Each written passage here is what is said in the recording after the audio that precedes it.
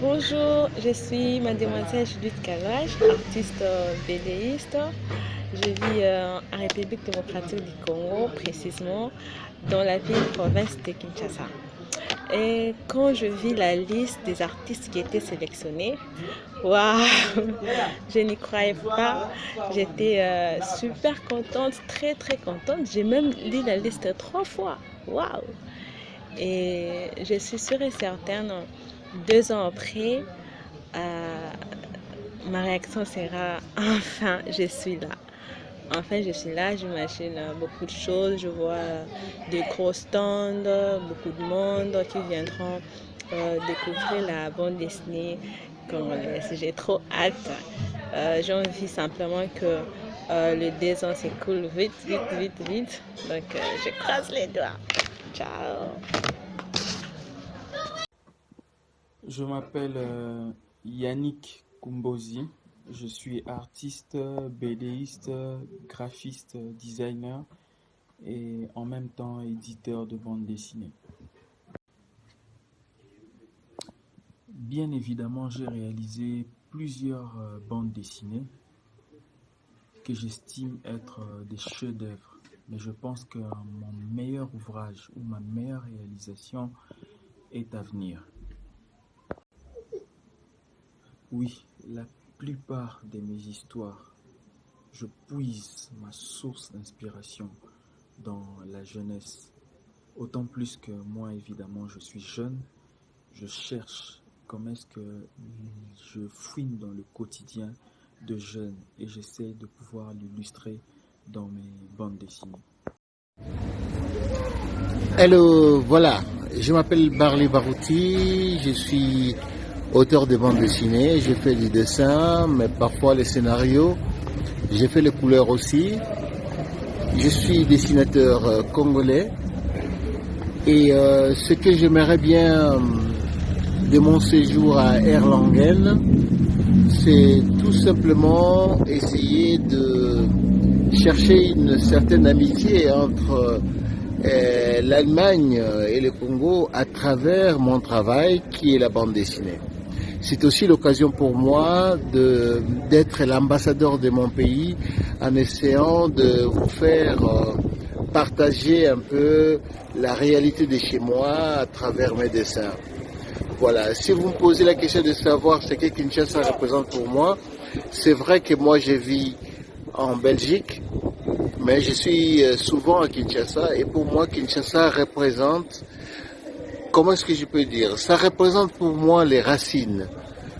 Ça représente les racines pour moi. Ça veut dire que je ne peux pas aller ailleurs, je ne peux pas produire de fleurs si je me sépare de mes racines. Voilà pourquoi Kinshasa, c'est très important pour moi. S'il y avait une couleur que je pourrais donner à Kinshasa, ce serait la couleur rouge. Pourquoi rouge? Rouge, c'est l'attachement au sang. Les sangs, ce ne peut pas être seulement péjoratif. Les sangs, ça veut dire que c'est ma terre, ce sont mes racines et ça représente les rouges. Mais en même temps, les rouges aussi, c'est la souffrance que je dois partager avec les miens. Les rouges, c'est aussi les soleils que je dois partager avec les miens. Donc j'espère que nous allons nous retrouver et ce sera la très grande fête. À très bientôt, Erlangen. Bonjour, je suis Santa Kakese, artiste bédéiste, caricaturiste de la République démocratique du Congo. Je vis précisément à Kinshasa. Ici à Kin, nous disons Mbote pour saluer quelqu'un. Donc je dis Mbote Allemagne, Mbote Erlangen. Ciao. Je suis Shekina Kachama Famba, Rocky Production. J'habite à Kinshasa, capitale de RDC du Congo, à commune de Bumbu. Bon, je crois que mon plat préféré, je mange tout ce que les gens mangent. Je mange tout, mais je mange tout. Je fais le bande dessinée populaire. Je fais les bandes dessinées populaires parce qu'il y a des bandes dessinées classiques et les bandes dessinées populaires. Le plus important pour moi, ce sont les tests. Il faut que les tests soient bien lus, soient bien taillés, bien faits. Bon, à l'Allemande, ce que je vais aller là-bas, ce sont pour partager les cultures, entre les cultures congolaises et les cultures des Allemands. Je crois que c'est ça que je vais aller là-bas pour faire ce que partager les expériences, partager les façons de faire et ajouter aussi un plus dans mon travail que je fais toujours. Ce sont les œuvres que j'avais menées là-bas. C'est ça que j'avais allé pour montrer aux gens, les planches, les choses que j'ai fait. C'est ça ma première expression, que les gens vont me découvrir à travers mes œuvres que j'ai fait. Guten Tag, Erlangen. Bonjour Erlangen, je suis Almata, auteur, dessinateur de bande dessinée de nationalité congolaise. Je vis en France depuis plus de 19 ans.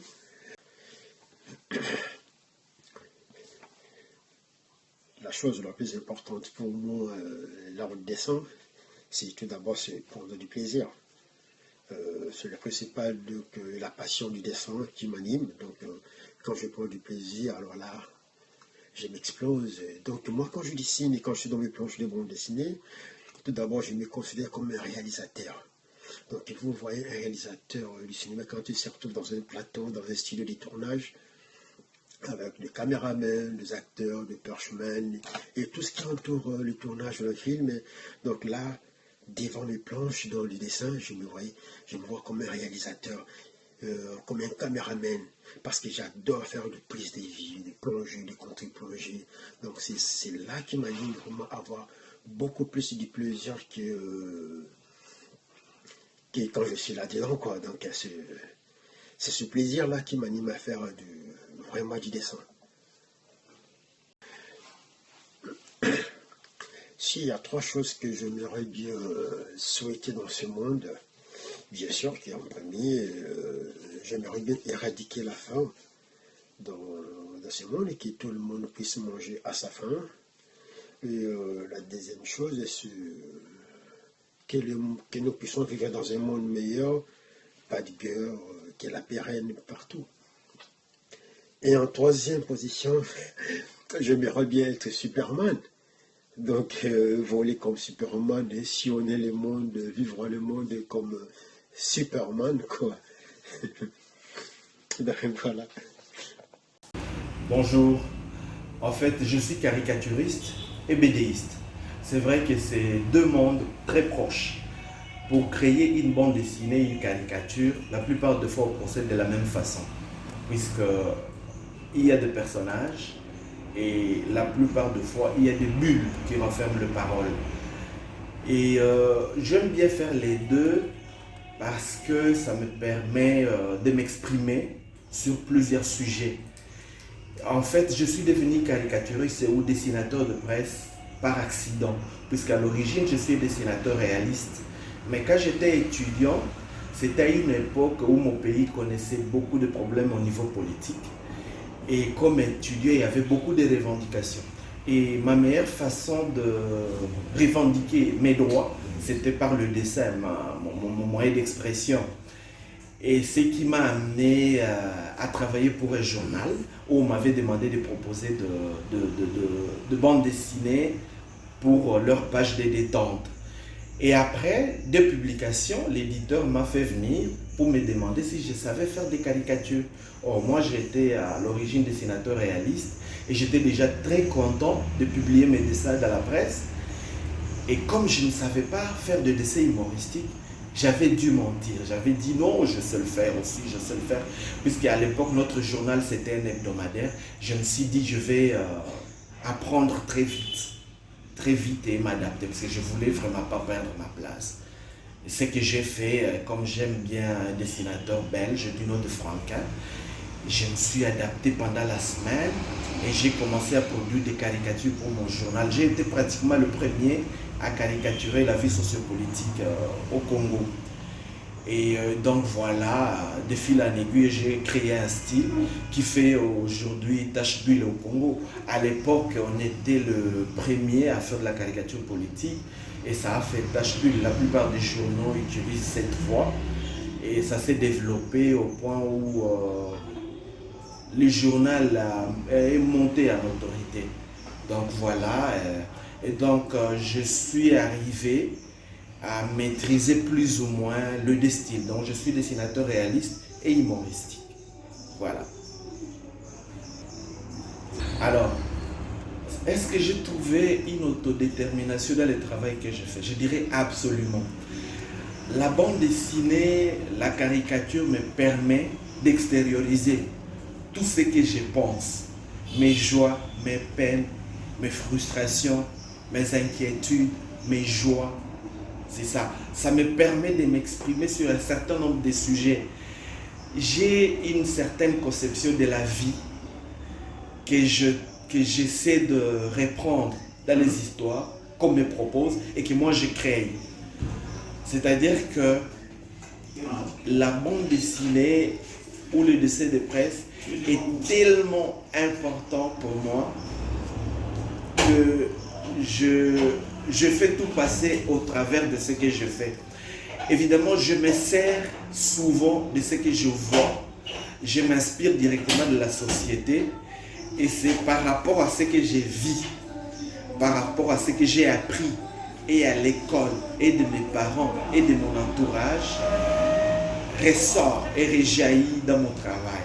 Donc mon œuvre reprend en gros, en grande ligne, ce que j'ai vécu jusque-là.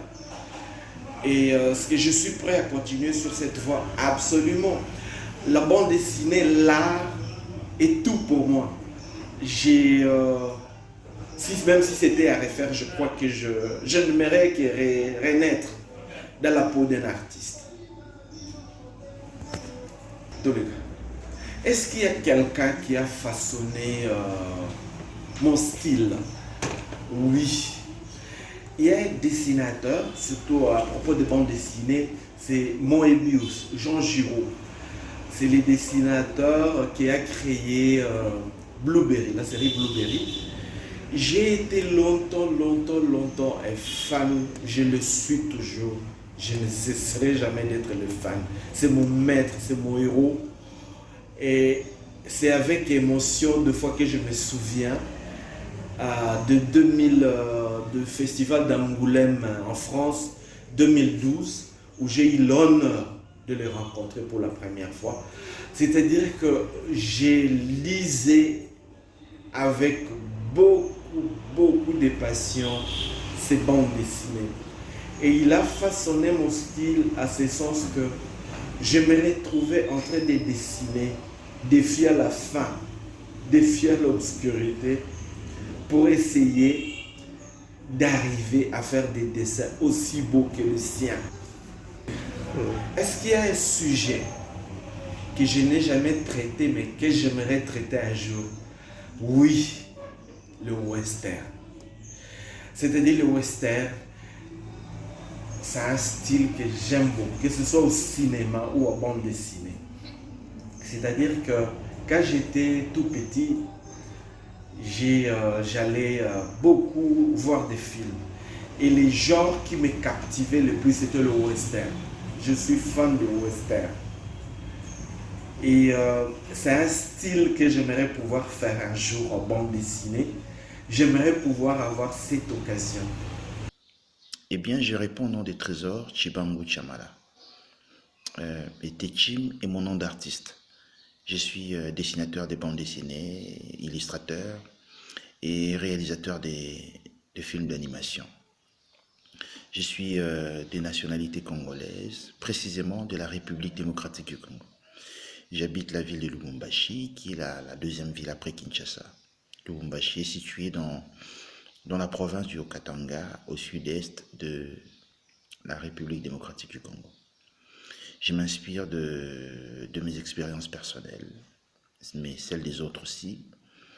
Je reste très curieux, très ouvert par rapport à ce qui se fait autour de moi, ce qui se passe. Voilà brièvement ce que je pourrais dire. Merci et à bientôt j'espère. Bye. Jean Kamba, critique d'art. Je travaille à l'Académie des Beaux-Arts en tant qu'assistant de recherche et puis sur la scène artistique congolaise, précisément à Kinshasa, je travaille en collaboration avec des ateliers, des artistes en particulier, surtout ceux qui sont ou ceux qui se disent artistes contemporains, car ils explorent, soit ils essayent de vouloir savoir c'est quoi les enjeux actuels en ce qui concerne la manière de pratiquer de l'art, quoi. Et en ce qui concerne la question posée sur la ville de Kinshasa, je réponds en tant qu'étudiant parce que je vis à Kinshasa. Donc, en fait, nous avons 4 grandes langues nationales, mais nous utilisons le plus la langue qu'on appelle le Lingala. Et le mot le plus important dans cette langue, c'est Mbote, d'après moi. Pourquoi? Parce que à partir de ces mots, on salue. C'est d'abord en fait une salutation. Et en même temps, il y a d'autres contenus véhiculés à travers cette salutation. En même temps, on souhaite à la personne la bienvenue. En même temps, on fait en sorte que la personne puisse se sentir à l'aise et qu'on montre à la personne qu'on adhère à sa présence, quoi. Et en ce qui concerne l'institution académique appelée l'Académie des Beaux-Arts, la question était posée en ce qui concerne son importance sur la scène, bien sûr, mais ce n'est pas le seul endroit où bouillonnent, soit où interagissent des culturels et des artistes, quoi.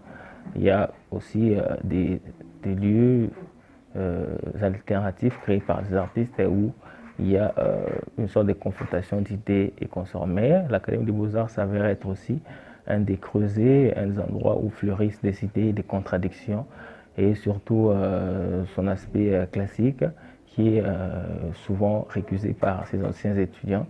Et ça fait en sorte qu'il y ait une sorte de débat autour de l'innovation, autour des nouvelles manières de voir les choses et précisément dans l'art, quoi.